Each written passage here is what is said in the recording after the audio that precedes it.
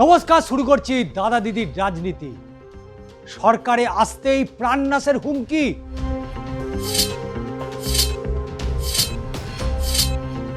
রাজ্যের একজন মন্ত্রীকে প্রাণনাশের হুমকি।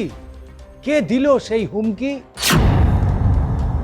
রাজ্যের মন্ত্রীকে প্রাণনাশের হুমকি, কেন তাকে হুমকির মুখে পড়তে হলো?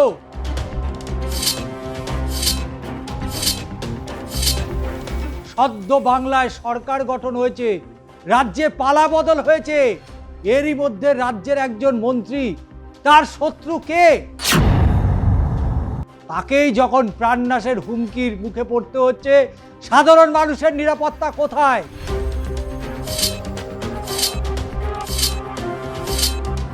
কোন সেই মন্ত্রী, তার হাতে কোন দপ্তর রয়েছে? তাহলে কি মৌচাকে ঢিল মেরে নিজের বিপদ ডেকে আনলেন? তিনি কি পুলিশের কাছে কোনো সহযোগিতা নিলেন? সেই মন্ত্রী কি জানালেন? অবশ্যই আপনাকে দেখতেই হচ্ছে সম্পূর্ণ ভিডিওটি। চ্যানেলটিকে সাবস্ক্রাইব করুন এবং অবশ্যই জানান আপনাদের মতামত। সদ্য রাজ্যে পালাবদল হয়েছে, দায়িত্ব নিয়েছে 1 মাসও হয়নি, কিন্তু দুর্নীতির মৌচাকে ঢিল মেরেছেন। প্রাণহানির আশঙ্কা প্রকাশ করে তিনি সরাসরি একেবারে অডিটের নির্দেশ দিয়েছেন। হ্যাঁ, নব মহাকারণে বসে সাব বার্তা, সমস্ত সমবায় নিয়মিত অডিট করতে হবে। সমবায় দুর্নীতি নিয়ে আগেই সরব হয়েছিলেন, এবার সেই দপ্তরের দুর্নীতি খুঁজতে সরাসরি অডিটের নির্দেশ দিলেন রাজ্যের মন্ত্রী অশোক কীর্তনিয়া। পাশাপাশি পূর্বতম তৃণমূল সরকারে একাধিক রেশন দুর্নীতি নিয়ে বড় সড়ো কড়া পদক্ষেপের কথাও বলেছিলেন তিনি। তার অভিযোগ, সমবায়ের মতো গুরুত্বপূর্ণ দপ্তর গত 15 বছর ধরে প্রচুর দুর্নীতি হয়েছে, কোটি কোটি টাকা হেরাফেরি হয়েছে। কোথাও চাষিরা টাকা পাননি, কোথাও ব্যাংকের ঋণ শোধ করা হয়নি। এরপর থেকে সমবায় গঠনের সময় কোনো জনপ্রতিনিধি তার মাথায় বসবে না বলে স্পষ্ট নিদান দিয়েছেন তিনি। সমবায় বোর্ডের সদস্যরাই বোর্ডের সভাপতি, সহসভাপতি নির্বাচন করবেন। একই সঙ্গে তার কটাক্ষ, দুর্নীতি মস্ত বড় এক মৌচাকে সরাসরি ঢিল মেরেছি। যারা বছরের পর বছর ধরে কোটি কোটি টাকা অবৈধভাবে কামিয়েছেন, তারা আমায় ছেড়ে কথা বলবেন না। ফলে এখন যে কোনো মুহূর্তে আমার প্রাণহানি আশঙ্কাটাও থাকছেই। সম্প্রতি মন্ত্রী হওয়ার পরই নিজের বিধানসভা বনগাঁ উত্তরে এসেছিলেন রাজ্যের নবনিযুক্ত খাদ্য সমবায় মন্ত্রী। তৃণমূলের আমলে সমবায় দুর্নীতির অভিযোগ তোলার পাশাপাশি খাদ্য দপ্তরের দুর্নীতি নিয়েও সুর চড়িয়েছিলেন তিনি। আর কলকাতায় বসে তিনি সরাসরি সমবায় দুর্নীতি নিয়ে এবার পর্দা ফাঁস করতে চলেছেন এবং সেখানেই তিনি প্রাণহানির আশঙ্কা করছেন। কেন তাকে প্রাণহানির আশঙ্কা করতে হবে? রাজ্যে পালাবদল হয়েছে, রাজ্যের পুলিশ প্রশাসন, সিবিআই, ইডি ডবল ইঞ্জিন সরকারে। তাহলে এত ভয় কেন?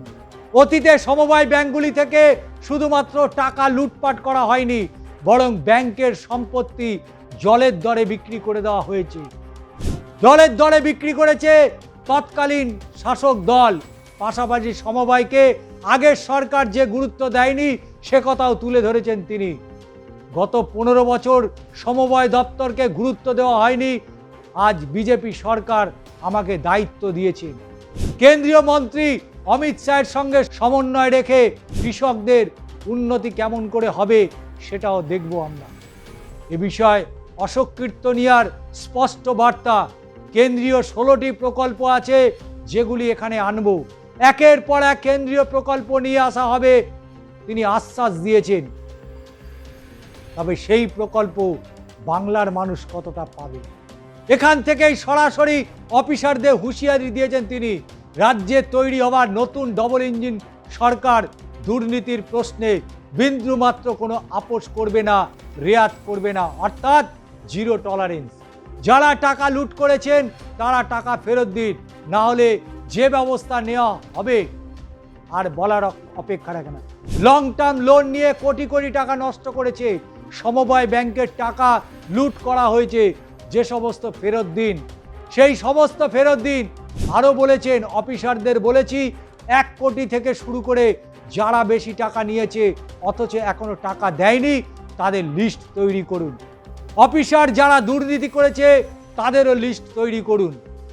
সার কিনতে দুর্নীতি হয়েছে, অডিট হবে, তার মাধ্যমে ঠিক করব কোন অফিসাররা জড়িত, কত টাকা সরকারকে দিতে হয়েছে সেটাও দেখে নিয়ে ফেরত নেব। পাশাপাশি খাদ্য দপ্তরে একাধিক বিষয় নিয়ে সিদ্ধান্ত নিয়েছে মন্ত্রী।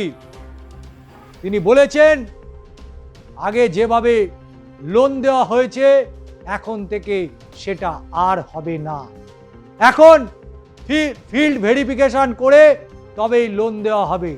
অফিসারদের দায়িত্ব দিচ্ছি, যদি দুর্নীতি হয় ওই অফিসারদের ধরব। টাকা দেওয়ার আগে ভাবতে হবে কিভাবে ফেরত নেব।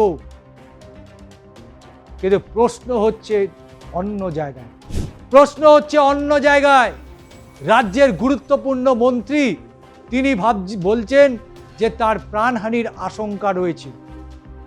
তাহলে ভাবুন তো, রাজ্যের নতুন ডবল ইঞ্জিন সরকারের একজন গুরুত্বপূর্ণ দপ্তরের মন্ত্রী তিনি প্রাণহানির আশঙ্কা করছেন, তাহলে প্রশ্ন উঠছে সেই নিরাপত্তা, সেই ল অ্যান্ড অর্ডার।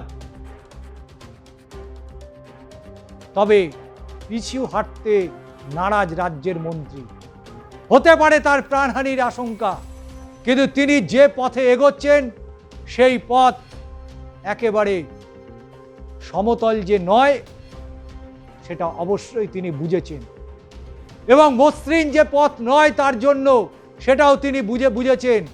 কিন্তু তা জানা সত্ত্বেও তিনি দৃঢ় বিশ্বাসের সাথে এগিয়ে চলেছেন। দুর্নীতির যে আখড়া তৈরি হয়েছে, দুর্নীতির যে পাহাড় তৈরি হয়েছে তা ভেঙে তছনছ করে দিতে পারবেন তিনি। এই বিশ্বাস নিয়েই তার সমবায় দুর্নীতির মৌচাকে ঢিল মেরেছেন।